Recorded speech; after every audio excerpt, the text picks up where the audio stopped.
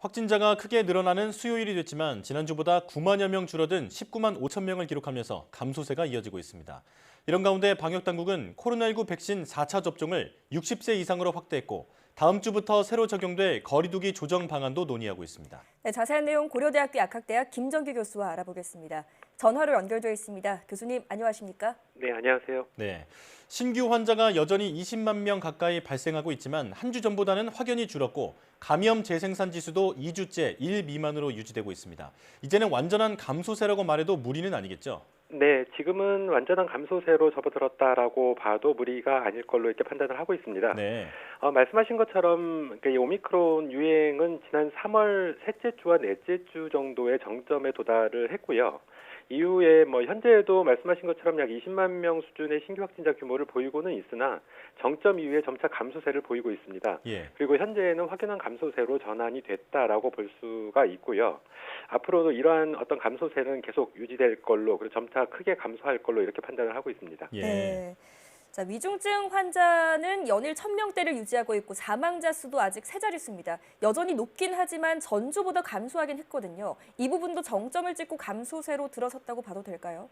위중증 환자와 사망자도 정점에 도달한 이후에 감소세를 보이고 있다라고 볼 수가 있습니다. 앞서 말씀드린 것처럼 신규 확진자 규모는 3월 셋째 주와 넷째 주에 정점에 도달을 했고요.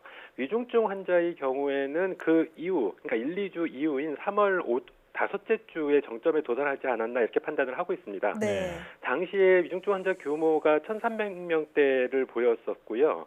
40일 가까이 1,000명대 위중증 환자 수를 보이고는 있습니다. 그리고 현재에도 1,000명대 초반의 위중증 환자 규모를 보이고는 있는데 네. 말씀드린 것처럼 3월 그러니까 다섯째 주에 정점에 도달을 했고 이후에 감소세를 보이고 있다라고 볼 수가 있습니다. 예. 조만간에 아마 1,000명 아래로 감소할 걸로 이렇게 예상을 하고 있고 사망자의 경우에도 2주 전인 위중증 환자 규모가 정점에 도달했을 때 당시 한 400명대 사망자 수를 보였거든요. 이후에는 점차 감소세를 보이면서 현재는 100명대까지 감소를 했습니다. 그래서 위중증 환자와 사망자 모두 점차 개선이 되지 않을까 이렇게 판단을 하고 있습니다. 예. 네. 자, 앞으로 모두 개선이 되지 않을까 이렇게 긍정적인 전망을 밝혀주셨는데 방역당국은 코로나19 백신 4차 접종을 60세 이상으로 확대한다고 발표했습니다. 3차 접종만으로는 감염과 중증화를 막는 데 충분하지 않다는 판단인데요. 그렇다면 4차 접종 이후에도 5차, 6차 같은 추가 접종이 이루어질 수도 있을까요?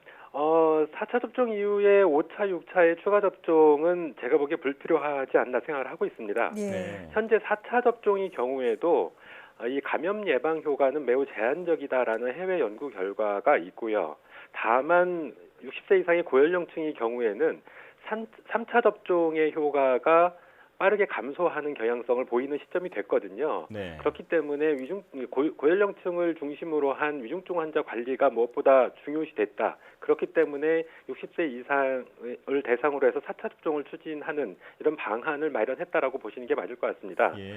다만 이 부분, 그러니까 4차 접종의 경우에도 이 연령대랑 상관없이 실제로 코로나19 백신 자체가 야생형인 우한 바이러스주를 토대로 해서 만들어졌거든요. 예. 근데 현재 유행하고 있는 변이주는 오미크론 변이주이기 때문에 실제로 이 현재 코로나19 백신 자체가 현재 유행주인 오미크론에 대해서는 감염 예방 효과는 매우 미비하다 이렇게 볼 수가 있습니다. 예. 네. 다만 중증화 예방률은 어느 정도 유지를 하고 있다라고 볼 수가 있기 때문에 현 시점에서는 60세 이하의 젊은 층에 대해서는 감염이 되더라도 위중증으로 상태가 안 좋아지는 사례는 극히 드물거든요. 그렇기 네. 때문에 무엇보다도 60세 이상에 대한 관리가 무엇보다 중요하다. 그래서 일단은 4차 접종, 60세 이상의 연령층에 대한 4차 접종은 제가 보기에는 필요하지 않나라는 생각을 가지고 있고 예. 다만 의무화 조치는 아니고 선택사항이기 때문에 개별적으로 판단을 하셔서 접종을 받으시는 게 어떨까 생각을 하고 있고요. 예. 그리고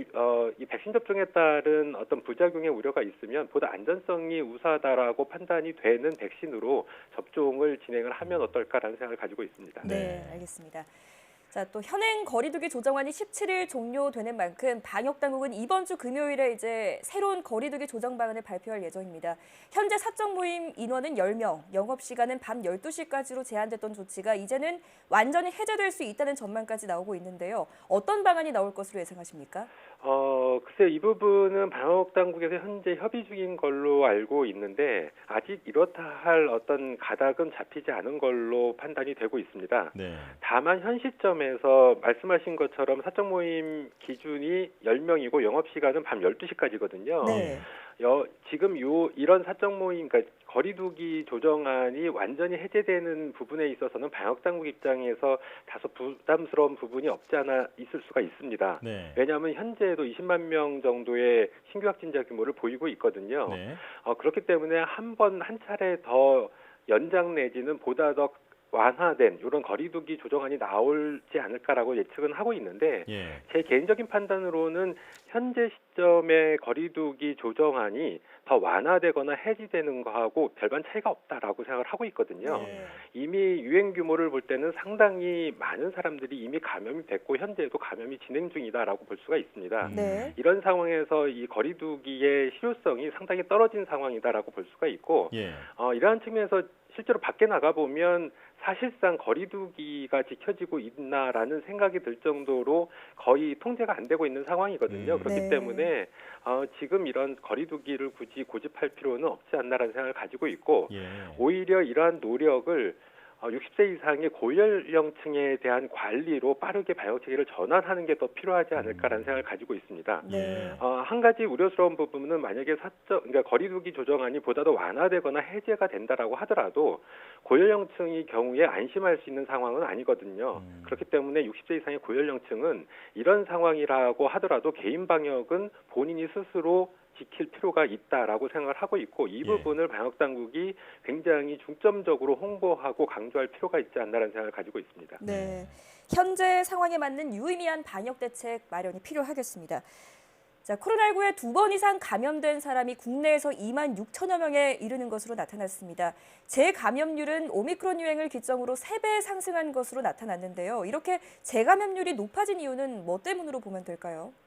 지금 오미크론 상황, 그러니까 과거에 지금 현재 그 조사 대상의 그 기간이 2022년 3월 19일까지로 되어 있거든요. 네. 근데 요 시점까지, 그러니까 이 오미크론이 유행한 시점, 그러니까 1월부터 3월, 4월 달까지 요 기간에 상당히 많은 확진자들이 발생을 했습니다. 그러니까 그 이전에는 다 델타에 감염됐던 분이시거든요. 네. 근데 델타와 오미크론을 비교해보면 항원 특이성이 상당히 떨어지기 때문에 이 과거 델타 이전 또는 델타에 감염되신 분들은 오미크론에 감염될 확률이 그만큼 높았다라고 네. 볼 수가 있습니다. 예. 그래서 이러한 현상은 그 변이주가 유행을 하게 되면서 백신주와 서로 맞지 않는 우리가 흔히 얘기하는 백신 불일치 현상, 그러니까 미스매치라고 얘기하는데 이런 현상들 때문에 발생을 하지 않았다라고 생각을 하고 있고요. 예. 그리고 더군다나 델타에 감염됐던 분들은 이러한 효과가 미스매치가 그대로 반영이 됩니다. 그렇기 때문에 과거에 유행했던 바이러스와 현재 유행하는 바이러스의 차이점 때문에 재감염 사례들이 발생을 하고 있다라고 생각을 하고 있습니다. 예, 변이의 출몰이 주요 원인이다 이렇게 볼 수 있겠군요. 자, 미국은 스텔스 오미크론의 비중이 커진 뒤로 확진자 수도 다소 증가하고 있습니다. 우리나라도 스텔스 오미크론 검출률이 미국과 비슷한 수준이라고 하는데 우리나라의 스텔스 오미크론 검출률이 정확히 어느 정도인지 그리고 또 이게 재확산의 변수가 되는 건 아닐지 설명해 주시죠. 국내에서 4월 첫째 주 스텔스 오미크론 검출률이 85.2%로 지금 통계 자료가 발표가 됐습니다. 네. 전주 67.7% 대비 17.5% 상승한 규모인데 이미 우리나라에서도 해외도 마찬가지지만 우리나라에서도 스텔스 오미크론이 무점화됐다. 그리고 기존의 오미크론을 제치고 스텔스 오미크론이 지배종이 됐다. 이렇게 판단을 할 수가 있습니다. 네. 다만 우리나라는 과거 영국이나 미국과 좀 차이점이 있는 게 해외 국가들 같은 경우에는 오미크론이 유행했던 시점과 스텔스 오미크론이 유행하고 있는 시점이 다소 차이가 있거든요. 네. 근데 우리나라의 경우에는 오미크론이 유행하는 시점에 스텔스 오미크론이 빠르게 우점화됐기 때문에 이 중첩 현상이 발생을 했다라고 볼 수가 있습니다. 그래서 우리나라에서 최대 신규 확진자 규모가 62만 명까지 나타났던 이유는 이러한 오미크론과 스텔스 오미크론의 중첩 현상 때문에 발생을 했다라고 볼 수가 있고요. 네. 현재 스텔스 오미크론의 검출률이 85.2%를 보이고 있지만 이미 이러한 그 여파가 반영이 됐기 때문에 스텔스 오미크론에 의한 재유행의 가능성은 상당히 낮다 이렇게 볼 수가 있습니다. 예. 네. 자, 여기까지 듣겠습니다. 코로나19 브리핑 고려대학교 약학대학 김정기 교수와 함께했습니다. 교수님 고맙습니다. 네, 감사합니다.